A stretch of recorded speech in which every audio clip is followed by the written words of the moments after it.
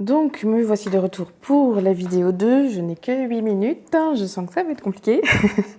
Donc voilà, la méduse. J'adore cette carte. Alors, je me souviendrai toujours, on a fait un salon du bien-être sur le thème du lâcher-prise. Alors, le lâcher-prise, c'est très à la mode et c'est pas toujours très bien reçu des personnes en face de nous parce que ça fait un peu appel au côté contrôle. Et ça plaît pas forcément aux gens. Et moi, c'est pas vraiment l'image que... Enfin, c'est pas l'image. Quelque part, ça en fait partie.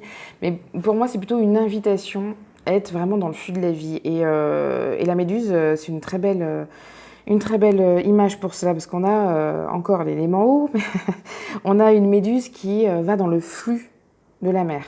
Elle dépense très peu d'énergie, elle va suivre les courants et faire ses petites affaires du jour, manger, etc. et tout, dans ce flux. Donc elle n'est pas en train de dépenser une énergie pour aller à contre-courant. Et je trouve que c'est une image qui est très explicite. Alors ce qu'il faut savoir aussi, c'est que les méduses vivent très longtemps, donc il y a peut-être un petit message là-dessous, mais enfin voilà. Et donc là, on est sur cette image qui invite à être dans sa sensibilité, être dans le flux de la vie. Donc le flux de la vie, c'est être dans la confiance en soi, mais aussi en confiance à la vie. C'est-à-dire que la vie nous présente, entre guillemets, les expériences qui sont bonnes pour nous. Donc parfois, on va être buté pour aller dans telle direction, et puis on tape la tête, et puis ça se met pas en place, ça se met pas en place. Bon, à un moment donné, c'est peut-être aussi le message de lâcher un peu l'affaire.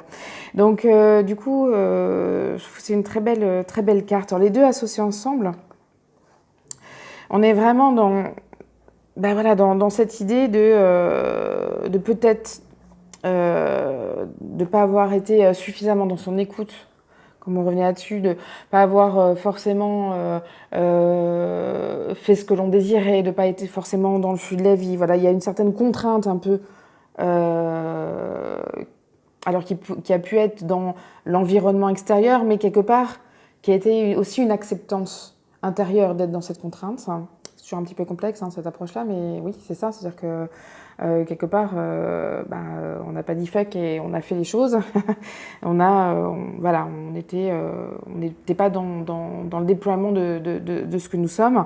Et donc, du coup, pour moi, par Kitzer, alors c'est vrai que c'est compliqué, mais on va peut-être aller commencer un petit peu à aller visiter cette maladie. Je vais rester très dans le premier ressenti, dans ce que ça représente. Entre guillemets, pour moi et peut-être de façon générale, c'est Parkinson. Je vois une personne qui est dans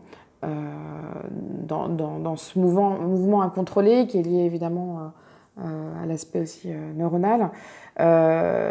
Et ça me rappelle un peu lorsque on se met en colère et que ça boue à l'intérieur, mais qu'on va pas exprimer cette colère, et qu'à un moment donné, ça peut aller jusqu'au tremblement, quoi.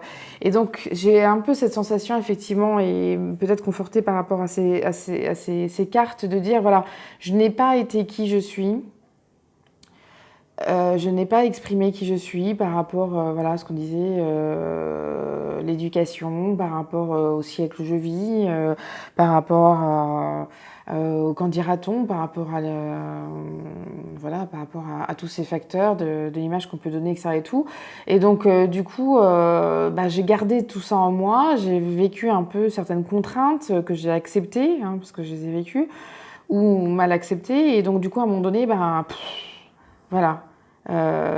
Ça s'entasse, et à un moment donné, la maladie arrive. Alors évidemment, il y a beaucoup plus de facteurs que ça qui amènent ces terrains-là, mais sur un point de vue émotionnel, on pourrait considérer que c'est cette approche. Alors je ne sais pas si ça va résonner pour vous, si vous allez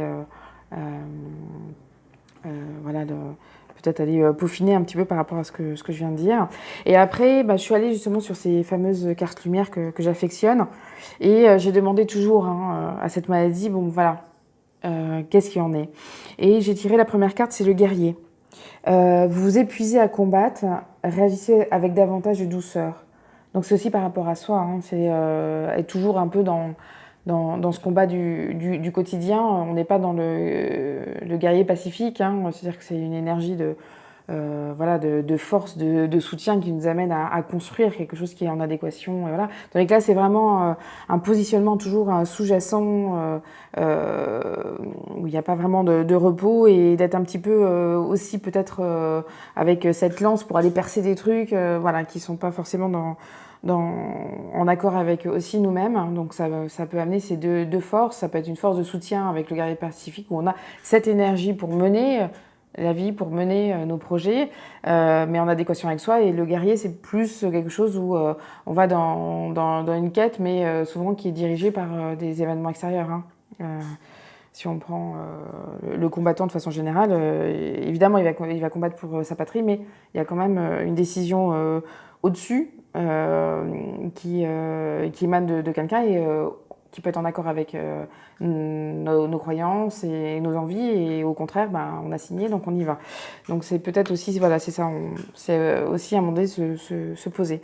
Et il y avait cette autre carte qui est venue également, le côté trahison. Donc laissez de côté les blessures du passé pour guérir votre cœur. Donc là, on a vraiment le côté affectif, enfin affectif. C'est lié à l'âme, évidemment, hein, le cœur, mais on a ce côté blessure intense, donc ça peut venir de l'extérieur, hein, on vit un événement de trahison, mais on peut aussi vivre avec soi-même cette trahison. C'est-à-dire que le fait de ne pas être en accord avec soi-même, hein, de ne pas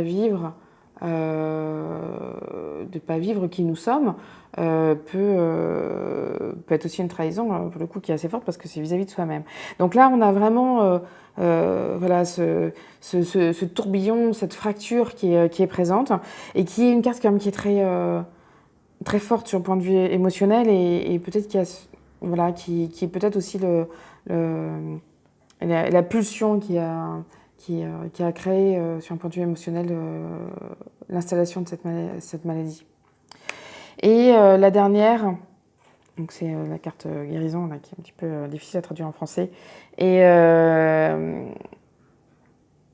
qui est liée au côté de l'âme, justement. C'est pour ça, bon, c'est vrai que j'ai fait le tirage, donc je l'ai tout de suite lié par rapport aux autres cartes, où là, effectivement, on est dans cette idée qu'on n'est pas ancré en soi, qu'on n'ancre pas et qu'on ne vit pas en accord avec qui nous sommes. Donc cette carte, elle va activer un petit peu tout cet apport, entre guillemets, de dire, ben voilà, il faut que je me raccroche à qui je suis et que j'exprime ce que je suis.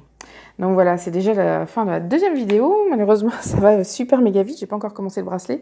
Donc je vais les mettre en ligne et puis bah, je vais revenir pour le bracelet.